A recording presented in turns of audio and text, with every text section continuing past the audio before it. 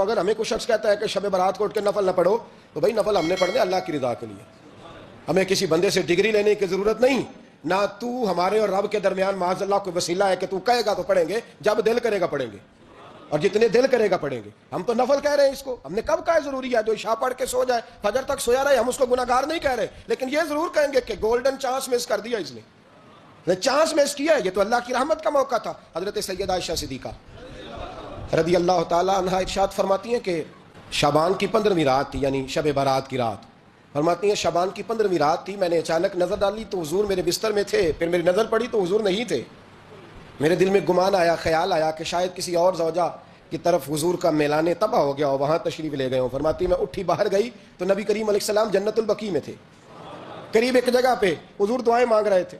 فرماتے میں گیا تو حضور فرمانے لگے ابو بکر کی بیٹی تو نے کیا گمان کیا کہ اللہ کا رسول تیری حق تلفی کرے گا؟ عرض کی حضور آپ مالک ہیں، کہیں اور جانا چاہیں تو میری طرف سے پابندی نہیں۔ کہتی ہے وہاں کھڑے کھڑے میرے رسول کریم نے بیان فرمایا، یہ ترمذی کے لفظ ہیں، حضور نے فرمایا عائشہ یہ شعبان کی 15ویں رات ہے، مدینے میں سب سے زیادہ بکریاں بنو کلب کا قبیلہ پالتا تھا، فرمایا آج کی رات بنو کلب کے قبیلے کی بکریوں کی تعداد کے مطابق اللہ میری امت کے لوگوں کی بخشش فرما دے گا۔ یہ وہ رات ہے۔ جناب عائشہ صدیقہ رضی اللہ تعالی عنہ نے بات رات کو سنی تنہائی میں نبی پاک سے، رات کو تنہائی میں حضور سے سنی، سویرے جناب عائشہ نے کل امت کو بتائی۔ اگر یہ بات اہمیت والی نہ ہوتی تو بی بی صاحب آگے روایت کرتی، یہ کتابوں میں آتی، یہ لوگوں کو بتاتی۔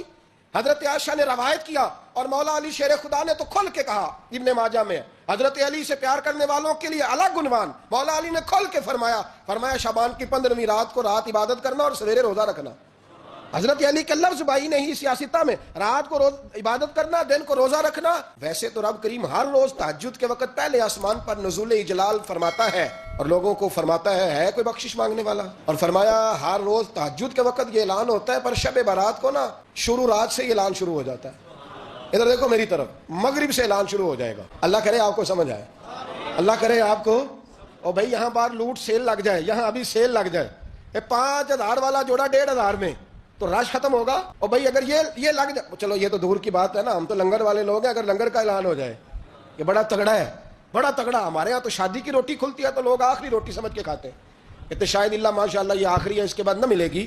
جب اعلان ہوتا ہے اور دعوت ہوتی ہے کہ کھلا ہے جی کھاؤ، کیا حشر ہوتا ہے، کیا انداز ہے۔ مولا علی شیر خدا حدیث روایت کرتے ہیں، رنگ کیا ہے؟ فرمایا باقی راتوں میں نا تھوڑا سا پیکج ہوتا ہے، تھوڑا سا، آخری حصے میں رات کے شب برات کو نا رات چڑھتے ہی اللہ پہلے آسمان پر جو اس کی شان کے لائق ہے نزول جلال فرماتا ہے، اور پہلا جملہ یہ فرماتا ہے کوئی معافی مانگنے والا؟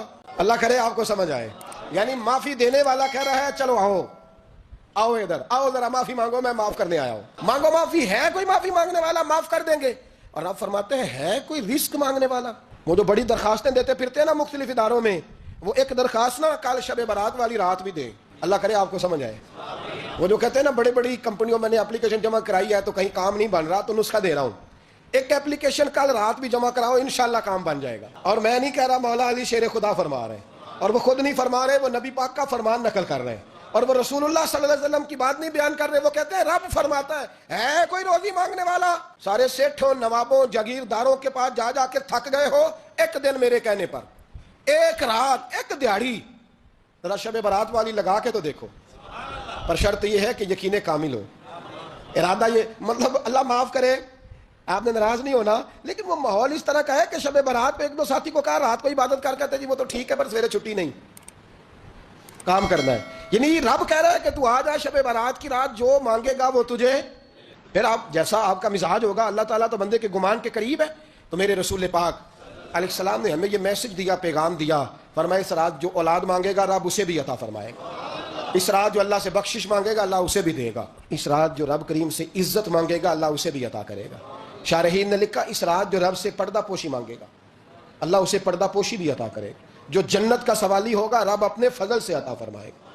کوشش فرمائے 10 محرم کو ہمارے ہاں لوگ جاتے ہیں قبرستان، وہ کسی حدیث سے ثابت نہیں، میں منع نہیں کر رہا، جائیں 9 محرم کو جائیں، 10 کو جائیں، 11 کو جائیں، 8 کو جائیں، سفر میں جائیں، ربیع الاول میں جائیں، قبرستان میں جب بھی جائیں منع نہیں ہے، لیکن شب برات والی رات تو خود رسول کریم گئے ہیں نا قبرستان۔ اب جو بات میں نے سمجھانی ہے اس کو سمجھیں، نبی پاک کی والدہ کا مزار نہیں ہے وہاں جنت البقیع میں، حضور کے کوئی بھائی بہن حضور کیا کرنے گئے؟ امت کی بخشش کے لیے گئے. شب برات کی رات لالچی نہ بنے کہ صرف میں نے اپنے لیے روزی مانگنی ہے، کل امت کے لیے مانگے رب کریم سے. مانگے اپنے بھائی کے لیے، مانگے اپنی بہن کے لیے، مانگے اپنے بیٹے کے لیے، مانگے اپنی بیٹی کے لیے، مانگے اللہ کریم سے. یہ مانگنے کی رات ہے.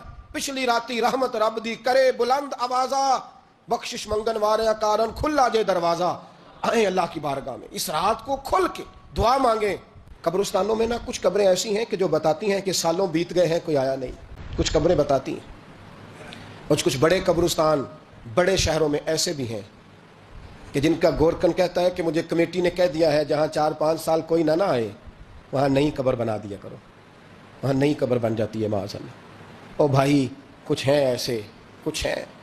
یہ جائیں نا اکبر بادشاہ یہاں لیٹا ہے لاہور میں، تو شعر لکھا ہوا ہے بر مزارے ماں غریباں نے گلے پروانہ سوزز نے صدائے بلبلے. فارسی کا مقولہ لکھا ہے اس کی قبر پہ، کہتا ہے میں وہ غریب ہوں. علم بادشاہ ہے مقبرے میں لیٹا ہے، کہتا ہے میں وہ غریب ہوں کہ نہ یہاں کوئی پروانہ آتا ہے نہ بلبل آ کے گیت گاتی. کوئی آتا ہی نہیں، کوئی فاتحہ نہیں پڑھتا، کوئی فاتحہ نہیں پڑھتا. وہ بھائی کئی قبریں ایسی ہیں جن پہ سالوں بیت گئے کوئی لوٹا نہیں.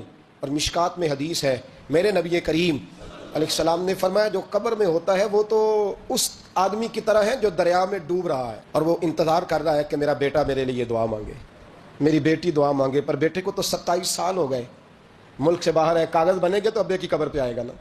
اس کے تو کاغذات ہی نہیں مکمل ہو رہے. وہ بیٹے کو تو مشکل ہے بڑی، وہ تو کاغذات نہیں بن رہے. وہ تو دولت کا مطالبہ پورا ہوگا تو جبھی وہ کام ہوگا نا. انتظار ہو رہا ہے قبروں میں میرا بیٹا دعا کرے، میرا بھائی دعا کرے. اور اگر بچہ دفن ہے تو وہ کہتا ہے میری ماں دعا کرے، میرا باپ دعا کرے.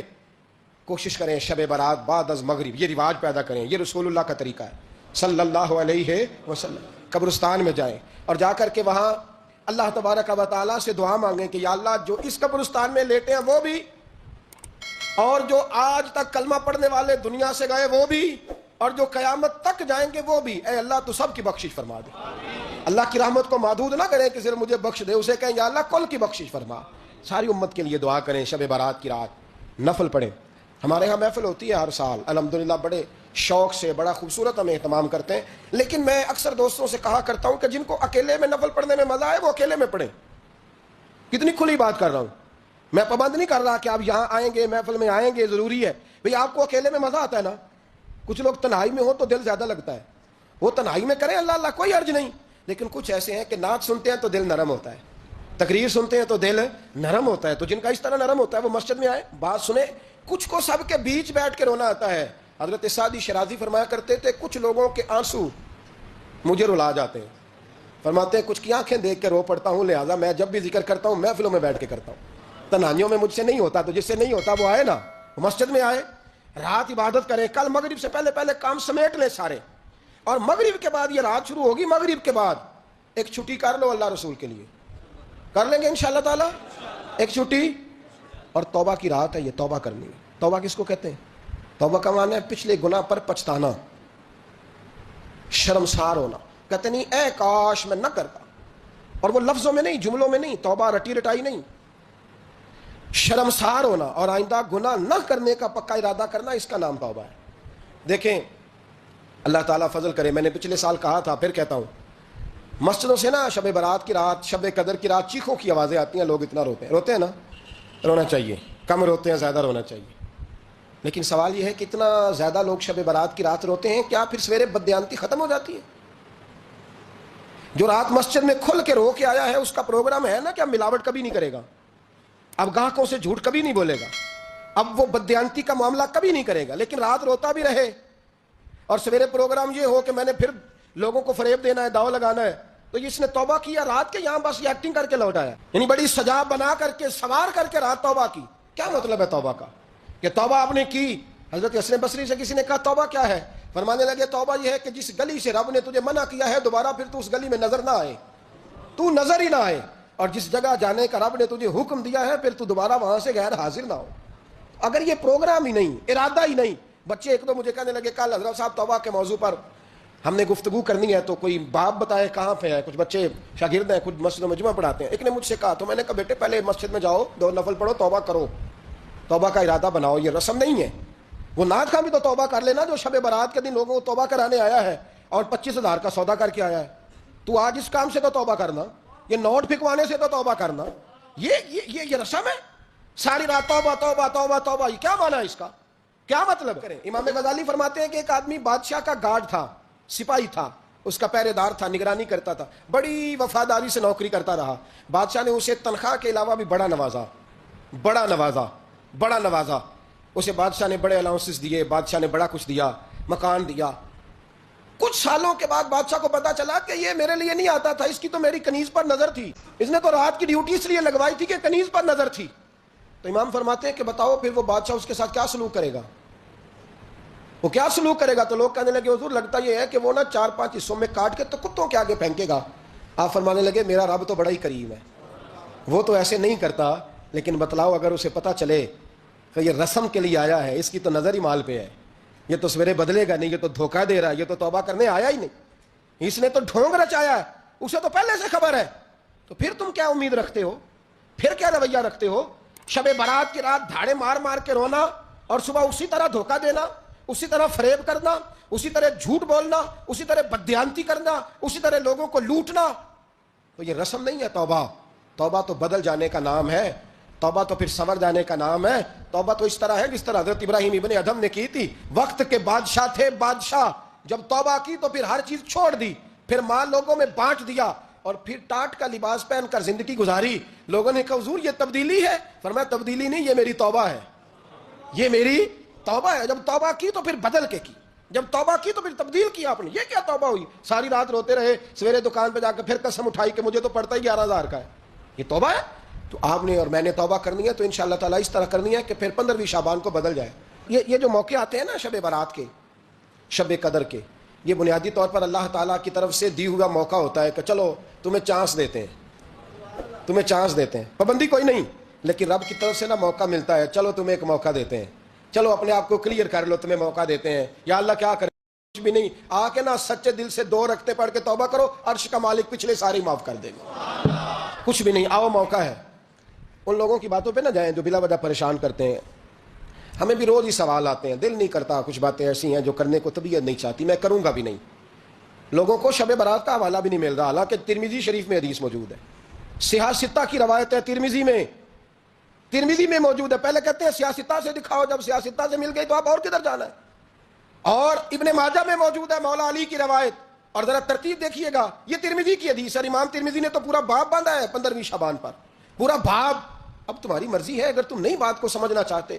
اور مجھے پتا کیوں یہ شب برات کیا لگتا ہے، مجھے کبھی کبھی یوں لگتا ہے کہ رب فرماتا ہے کہ رمضان سے 15 دن پہلے ہی پکی سچی توبہ کر لے، تیاری کر، پاک صاف ہو جا، تاکہ جب رمضان آئے نا تو پھر تجھے پاک ہونے کی ضرورت نہ پڑے. بس پھر تو آتا جائے اور میں تیرے اوپر رحمتیں نچھاور کرتا جاؤں.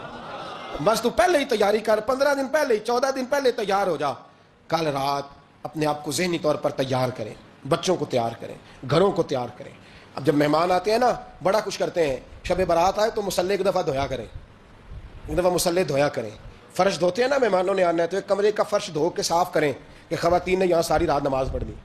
یہ ارادے بنائیں. جس طرح آپ کہتے ہیں نا رات کو سفر کرنا ہے تو دوپہر میں تھوڑا آرام نہ کر لوں تو کل دوپہر میں آرام کر لیں، تاکہ رات کو رب رب کرنا آسان ہو جائے، اللہ کی بارگاہ میں بیٹھنا آسان ہو جائے. مکمل طور پر ذہنی طور پر اپنے آپ کو تیار کریں. یہاں بھی محفل ہوگی انشاءاللہ، عشاء کے متصل بعد شروع ہو جائے گی، 12 بجے تک محفل چلے گی، پھر 12 بجے کے بعد نماز تسبیح پڑھی جائے گی، پھر 1 بجے پھر دوبارہ آپ کو اجازت دی جائے گی کوئی انفرادی طور پر گھنٹہ سوا اپنی الگ سے کوئی عبادت کرنا چاہے تو وہ تب بھی ممکن ہو، جیسے آپ کو موقع بنے. میں کہہ چکا ہوں، لیکن وقت ضائع نہ کرنا، گولڈن چانس ہے، اس کو مس نہ کرنا. یہ شب نجات ہے، اس کے ضرور قریب جانا.